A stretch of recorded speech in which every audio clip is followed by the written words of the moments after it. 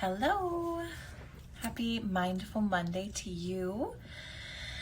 Today we're going to be putting together the ACT matrix, which is really exciting for me because this is the conclusion of the ACT matrix, as well as I'm going to tie in a little bit of the hexaflex too, because I think it's important to be able to look at both of them. But when we think about the ACT matrix, hopefully you have a vision of that in your mind. I don't have one other than my really terrible line drawing here to show you.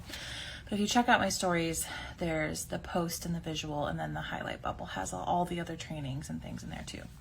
But today what we're going to be thinking about is going all the way around and using the ACT matrix as a tool. We're going to start with using it as a tool for ourselves, right? Because that's one of the best ways to get started learning and applying ACT, is doing it for yourself rather than for your clients. So the first part, right, in that matrix at the very bottom here is number one, what matters. And that's going to be internal, right? Something that other people can't necessarily see or decipher for you. And then it's also in the towards goals and values part.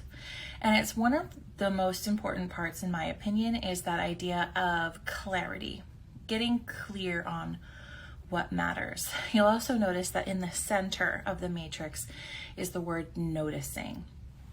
You could also use curiosity. You could also put psychological flexibility, right?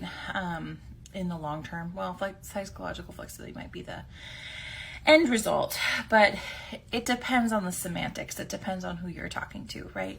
Noticing and awareness of this process. But that first box, clarity, what matters, is, I think, sometimes something that people can get bogged down in. Because when you're in a moment, right, you have all sorts of social conditioning that can tell you what matters. But when you get a big step back, right, and you look at what matters to you and not just what feels important in the moment or the hyper focus of what you're thinking about in the moment, in that issue, in that problem, in that exact point of time, right? That can feel really big and it can feel really overwhelming, and it will affect how your actions come to fruition. But when we start thinking about what matters overall, when we start thinking about your end goals, when we start removing or stripping away some of the social conditioning around importance, and we get clear on what it is that is important to us as an individual, and start evaluating some of the judgments that we have about those, that's when our actions start moving us in the direction of what we actually want to happen rather than maintaining where we're at, okay? So when we think about that first step, that to me is a barrier to success, is that sometimes we can spot check, we can in the moment grab the thing that's important when that might be small potatoes, right? In comparison to our big picture, right? It just feels really important in the moment. And so getting really clear on what it is our big picture, to me, is that first box. And it's a whole exercise in itself, one that I've walked us through a ton of times, one that you can find on my YouTube channel, to some strategies to be able to start doing that. But it is definitely a whole box in itself. And it might not be immediately apparent to you. And if it is immediately apparent to you, I would also question that. I know that that's been something that was really hard, actually, for me, is learning how to question my first instinct. Because sometimes my first thought or my first instinct wasn't actually in service of my bigger picture. It was in service of that moment, right? And that isn't always helpful in the long term. So that's why I recommend doing that all as one rather than like a drop in. But once you've got it kind of figured out, you can use that that awareness of the really big picture over and over and over again. So as we move to the second one, right, we've got feelings and thoughts that take us away from what matters. All right, so we're still on the bottom half, which is the internal, not necessarily observable.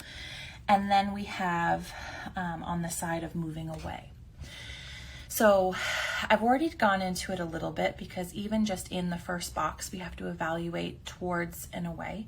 But when we start thinking about thoughts, that the meaning of this box, right, is the thoughts and feelings that are barriers to what matters, okay? And so sometimes that can be part of that social conditioning that I was kind of mentioning. And so that's where parts 1 and 2 are starting to blur together already. And I've said pretty much in every one that I prefer the hexaplex model because of this back and forth blur that isn't necessarily expected in a model that goes 1, 2, 3, 4. But it's okay, because you know it and you're going to be able to work with it, because I told you.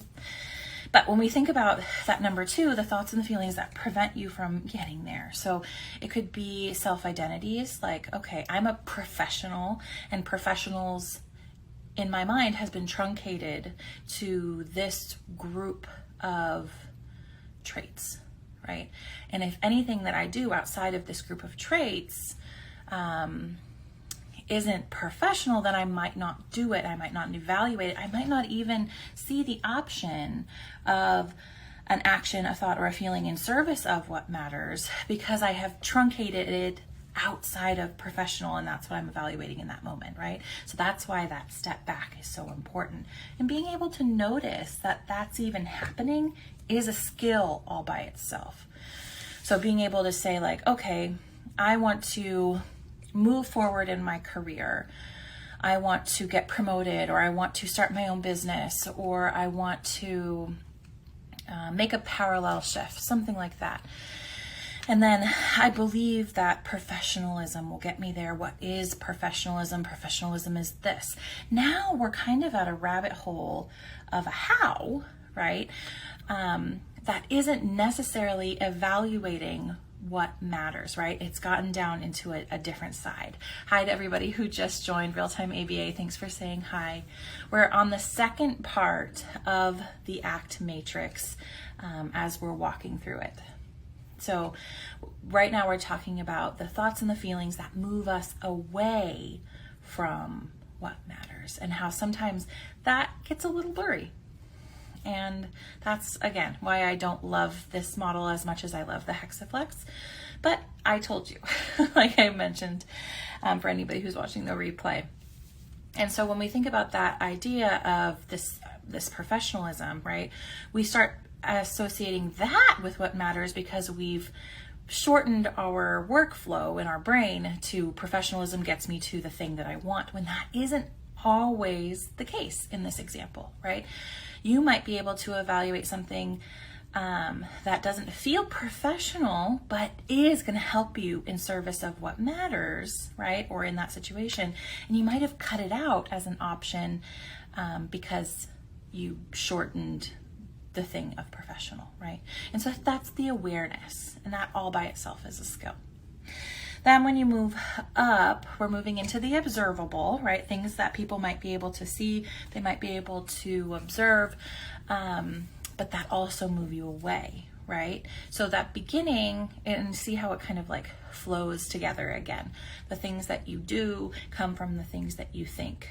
So if we continue with that professional example, you might act in a certain way that is professional, but that doesn't necessarily get you towards that goal. Hope that makes sense. Now that we're into the observable part, most of the people on my page who are watching this, who are in the field of behavior, are starting to feel more comfortable. And a really nice way to think is going backwards, right? So we've got these actions, these observable choices in the words that we say, in the things that we do, but what thought or feeling got us there, if that makes sense. And those thoughts and feelings that are the antecedent, it's not necessarily the antecedent, right? Because that could be fit under the observable frame. But if you think about the internal antecedent, the internal frame, the internal motivation, the MO, right? that can be a lot more complicated than just calling it an MO, right? There's a lot of thoughts and feelings that play and move and dance and interact with each other before they ever come to the observable. And so being able to play with those back and forth, especially on the away side, can be a powerful thing to evaluate, right? When we're evaluating the moving away, there's no way to always pull them apart completely, which is another reason I like the Hexaflex model a little bit more than this one, even though this one feels a lot more manageable to tackle for someone just getting started. Then as we move back into the towards your values, towards your goals, and still on the top, we're in the observable action steps, right? Committed action, aligned action, however you want to phrase it. It also could be for BCBAs, these might be target goals. These might be things that you're trying to increase, or people in behavior, not just BCBAs. I've got a lot of wonderful graduate students and RBTs, as well as PTs and OTs, SLPs. Same thing, right? It's all going to move us in the direction of target goals here. So when we're thinking about for ourselves, sometimes the target goals might be different than what we think they are, because sometimes it might be getting a little bit muddy on that move away, right? We might not be hyper clear on what it is that matters. So if we're in that professional situation that I've already kind of outlined, we've got this idea that we want a promotion, we want a new job, we want start our own business. And then we went with the reasonable association that being professional will get us there. Well, your interpretation of professional, right, and the situation's interpretation of professional could be accurate, and it still might not get you towards your goal. And so that's when we have to evaluate our awareness, we have to evaluate our actions in service of what matters, right? And sometimes that step back into the biggest picture we can possibly imagine is going to be pretty important. When I do that exercise with people, I try to take into consideration a whole life, which is why I do life balance work, right? Because you can focus all you want on your profession, but your profession serves what, right?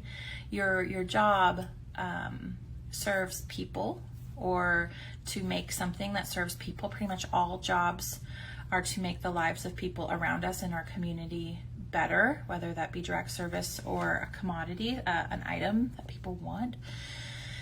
And then what, right? It's to serve our life, right? Our version of our best life, probably in the form of money, right? Or in the exchange services or exchanged items, right? So hyper focusing on just that job, which is the example that we're using, isn't a clear pulled back picture. And it might be really great. You might be doing all the right things, but still not super happy because we're hyper focusing on that one point and not looking at the big picture, right? We've all heard people talk about this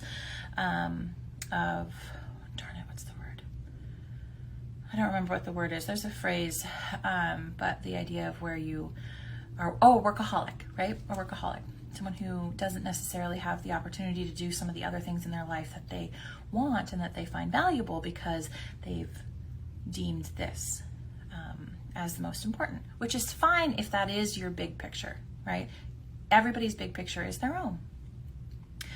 But what is it going to do for you? And when we start asking those questions, that's when we start seeing, well, maybe being professional in the way that I've done it isn't always the best answer, right? Maybe there are some times where my professionalism is bleeding into my playtime, right? Or my family time, because I'm having a hard time shifting because I've made this rule, right? That rigidity rather than flexibility. So that's just a reason for awareness. And again, all of those are going to bleed into each other and they all kind of touch. And it's something that you're going to walk back and forth and around and around and around a lot, even before you might come to even just one aligned, committed action that's in service of your values and goals. There's a lot of times where we try things out and it doesn't actually serve our values or our goals. When we start thinking about it that way, then we can feel like a failure. We can feel like maybe we aren't going in that direction and maybe this model doesn't work. But really the information is this example doesn't work. And what pain are we experiencing anyway, right? Is the pain, suffering, trauma of trying something new actually worse than what we're experiencing? Or does it just feel this way in this moment, right? These are all those reflective questions that you would have to use through the matrix as you walk it. Now, no one's live with me right now, so there's probably no questions. But if you're re-watching this, ask me some questions down below about how you're walking the matrix, how an example that you're thinking of would fit in here. The more we talk, the more we converse, the more people will be able to see it and the more information that they're going to get from it too, right? So even if, you're just reading these, you're getting some information. If you ask questions, that's going to give even more opportunity for everyone to be able to get information. So thank you so much for joining me for these trainings. It is such an honor to be able to help you guys move in the direction of understanding and application, because to me, application is what's most important. Theory is cool, theory is fun, theory is great for reading, but when we start getting into the real application, that's when people's lives start changing. And me in particular, that's my reason. That's my why for doing all of this, is that it changed my life, and I want you guys to have the opportunity to do that too. Today is the first day of my small group, and I don't think I have any spots left. I'm so excited about that. You guys are loving the small group model enough to go with me on this journey, and I think that's exciting. If I do have any spots left, you can feel free to ask me. I'll have to go back and double check. I would be, if I haven't filled out all the 10, and then I would be enrolling until my first training on Wednesday. So be sure to ask if that's something you're interested in, and I would be happy to get started with you if I have any spots left. But thank you again, and ask questions, comments. Let me help you out. That's my passion. Thank you, everybody. Talk to you soon. Bye.